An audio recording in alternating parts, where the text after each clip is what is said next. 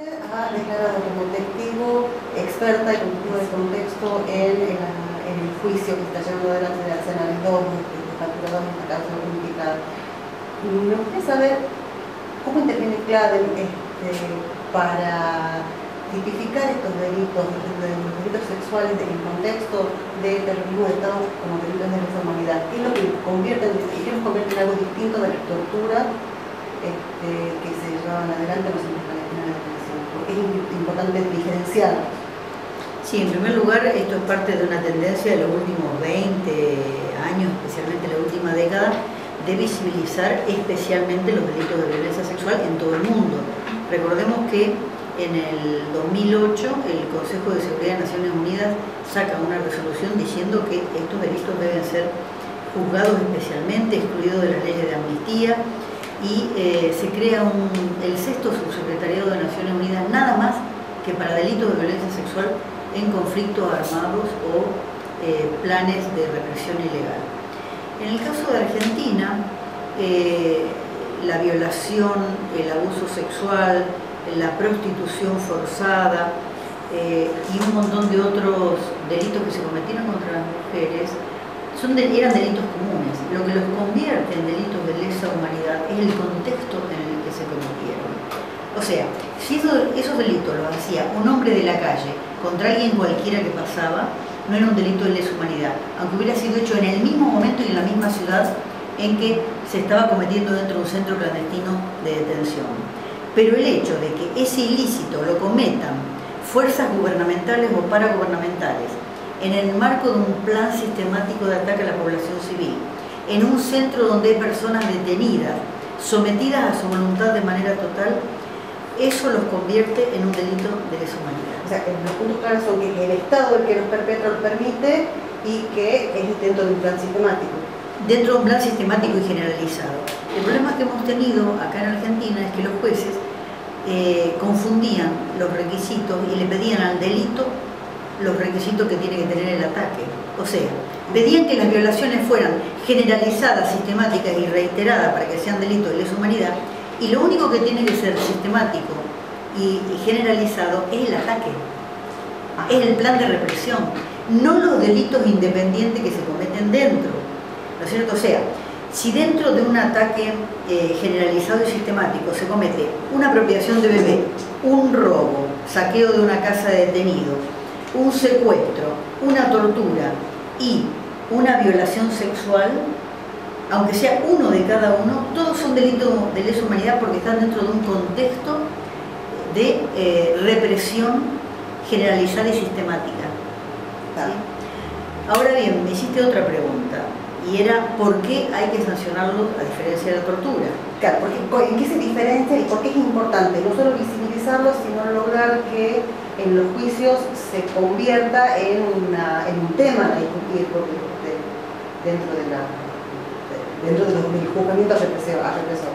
Sí, habría que preguntarse por qué, desde el inicio del juzgamiento de estos casos, dos delitos que están en partes diferentes, en títulos diferentes del Código Penal, fueron mezclados. Habría que ver eso primero, ¿no? O sea, ¿qué llevó a los primeros juzgadores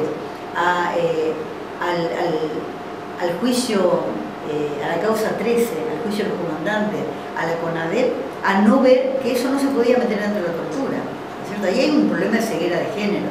O sea, en el Código Penal tenemos el título 3, que habla de delitos, en esa época decía delitos contra la honestidad, ahora son delitos contra la integridad sexual, y tipifica perfectamente esos delitos y dice que el bien a proteger es la integridad sexual. En el caso de delitos de tormento están puestos en otro título que se llama delitos contra la libertad. El bien protegido es la libertad, no tiene nada que ver con lo otro. La imagen frente al pueblo cambia.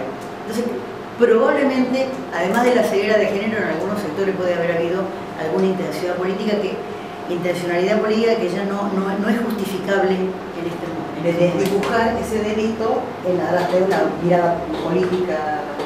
Ya no debemos admitir que se ponga dentro de la bolsa de la tortura, porque dentro de la tortura entra todo. Y entonces si hablas solo de tortura, que además es un delito diferente de los delitos sexuales, queda todo en la bolsa y nadie habla expresamente de lo que le pasó a muchísimas mujeres y varones, y que van a sentir cuando eso se sancione que realmente se les hizo justicia, ¿no? Esa ceguera de género y esa falta de tipificación del delito dentro ha llevado a que mucha gente no lo denuncie como dentro de su testimonio, dentro de los centros clandestinos de detención.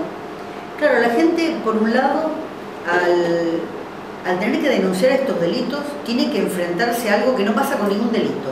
En ningún delito, como los delitos sexuales, la culpa cae sobre la víctima. Si a alguien le roban la cartera, el robado no tiene la culpa. Si lo golpean o lo hieren, la víctima no tiene la culpa. Pero en los delitos sexuales siempre se sospecha de la víctima. Y el hecho de que en nuestra sociedad, en la justicia ordinaria, en los tribunales de todo el país, cuando una víctima de delitos sexuales denuncia, se trata de investigar si estuvo de acuerdo con el hecho o lo provocó, hace que se termine investigando a la víctima en lugar del violador. Y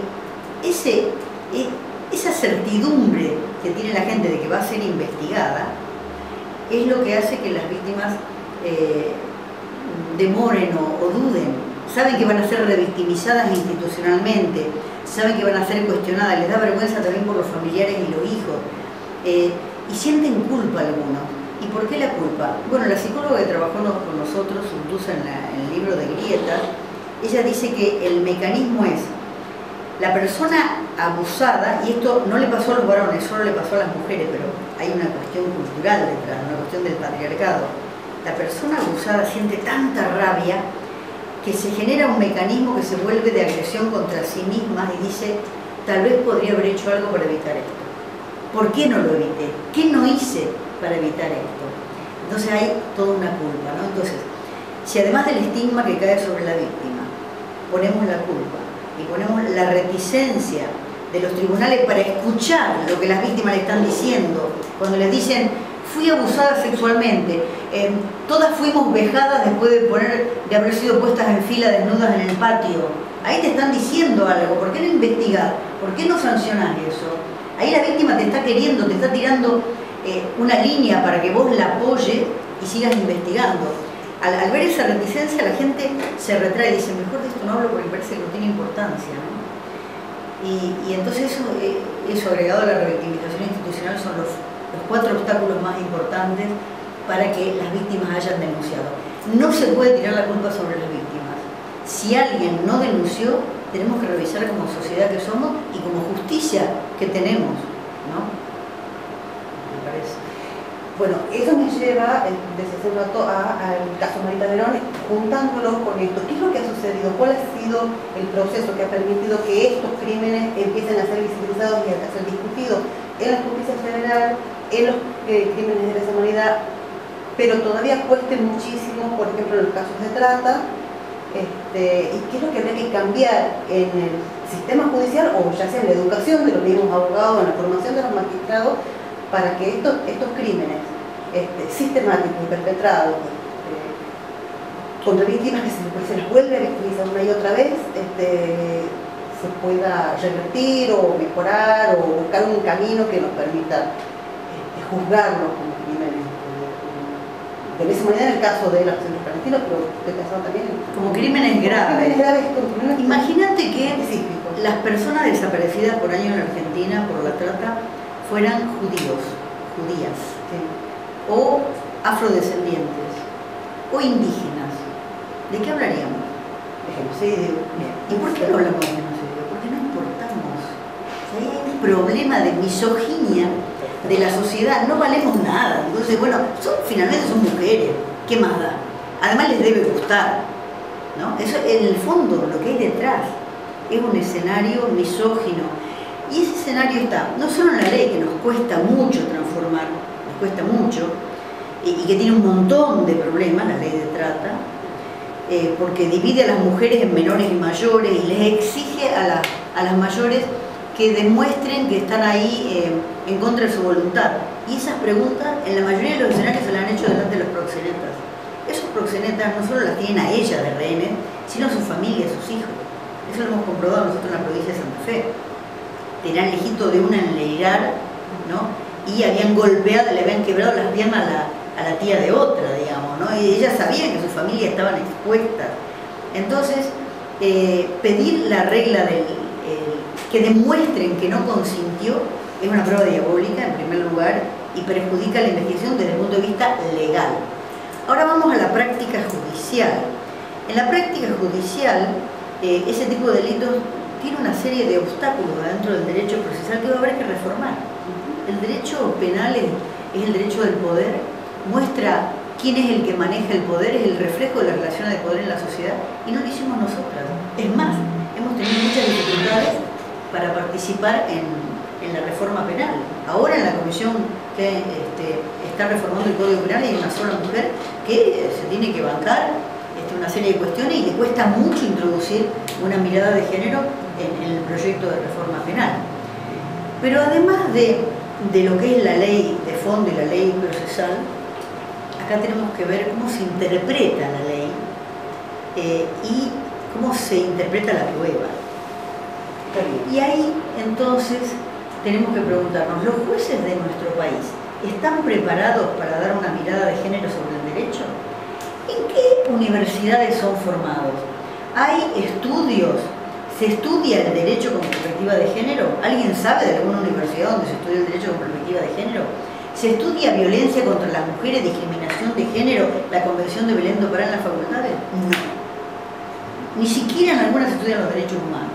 Es un capítulo de derecho constitucional, un capítulo chiquitito, el último de derecho constitucional. Como un agregado.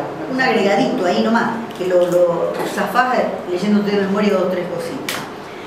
Así vamos a formar a los abogados que tienen que juzgar este tipo de delitos. ¿Han sido formados para juzgar la trata los jueces que tenemos ahora? ¿Han sido formados en lo que es discriminación de género? No. Ni siquiera el Consejo de la Magistratura, a pesar de que lo hemos solicitado, ha puesto el tema de discriminación de género, derechos humanos y violencia contra las mujeres como un requisito para ser jueces, que es lo que estamos pidiendo nosotras, ¿no? Dicen, a la hora que nosotros vamos a pedir eso, dicen, bueno, el Poder Judicial es independiente, no le podemos exigir eso, bueno, en eso estamos peleando. Pero para mí hay que preguntarse, ¿qué es primero, el huevo o la gallina? Entonces, empecemos por la Facultad de Derecho. Transformemos la currícula de la Facultad de Derecho y probablemente en 10 años consigamos algunos jueces que lean la ley de manera diferente. Volviendo a la megacausa, volviendo, digamos, al conjunto de delitos en el centro de detención, ¿hubo diferencias en los delitos sexuales, digamos, en el objetivo de los delitos sexuales contra mujeres y contra varones? Desde el punto de vista de cuál era qué es lo que perseguían los represores. Por lo que nosotras hemos observado en la investigación que hicimos, hablando con víctimas, varones y mujeres, inclusive de Tucumán, porque en Tucumán hubo varones también que vinieron a testimoniar, pareciera que el objetivo con los hombres era humillarlos, degradarlos, ¿no? Al ejercer violencia sexual de alguna manera se lo feminizaba, ¿no? Porque penetrar a un hombre es, en esta sociedad, es perder. Y el que es penetrado pierde. Feminizarlo como algo inferior, además. Por supuesto, porque lamentablemente, a pesar de que soy mujer, convertirlos en mujer era convertirlos en algo inferior. Pero tenía un sentido político, decir, a ver, vos que eras tan bravo con las armas, o vos que eras tan fuerte opositor a nosotros, y eras tan machito, mira ahora en qué te estamos convirtiendo. Son mi mujer, ¿sí? Yo te estoy dominando, te estoy humillando.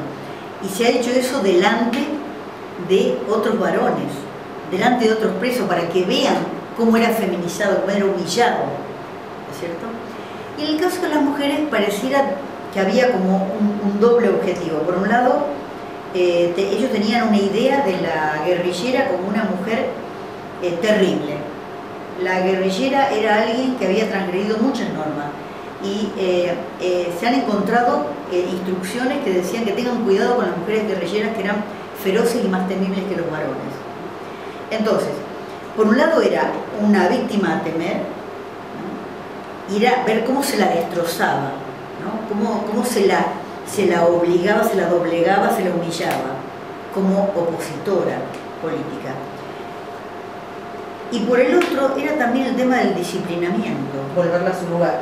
Volverla a su lugar. O sea, ¿quién te mandó a vos a meterte en política? ¿Quién te mandó a vos agarrar un arma que es nuestro símbolo fálico, nuestro símbolo de poder? ¿Qué haces vos agarrando un arma? ¿Qué haces vos metiéndote en política? El lugar de la mujer es el hogar, los hijos y el esposo. ¿Sí? Hacer la comida, planchar, lavar. Ahí es donde deberías haber estado, amamantando a tus hijos. Por eso ahora te corto estos pezones, te los inutilizo, te los rebano.